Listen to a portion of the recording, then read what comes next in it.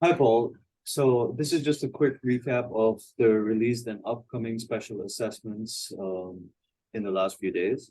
This doesn't Good, include thanks. the advisories, alerts, and client queries that we've been looking at. We've been looking at specific issues on in Pakistan, Indonesia, Papua, Indonesia, and Timor-Leste, for example.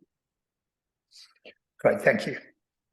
Right. So on the 16th of March, we produced an assessment on the rising tensions in Moldova, given the Russia-Ukrainian war. Moldova is an emerging flashpoint. Yes, I'd like to have a look at the scenarios and indicators at some point on that in the next week or two. Arrange a session with me, thank you. Sure. On the 20th of March, at the start of the week, we released an assessment on the economic relations between Russia, China, and the US. This was focusing on the multipolar shifts and the changing financial dynamics.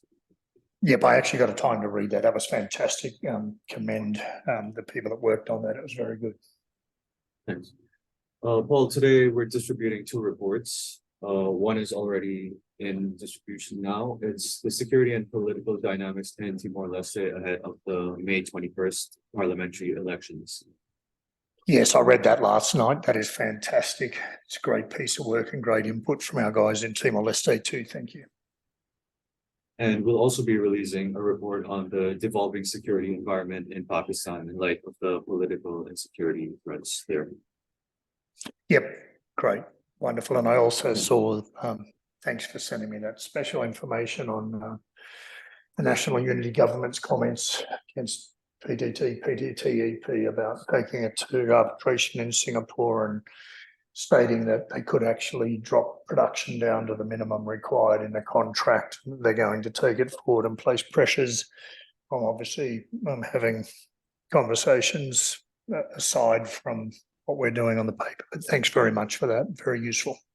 And Paul, we also have one more assessment that's coming early next week.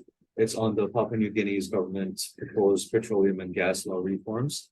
The government basically wants to implement a production sharing model over the current concessionary model.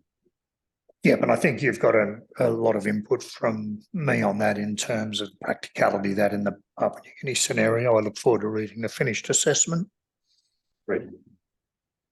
That's it. All right, thank you. Thanks. Right, cheers.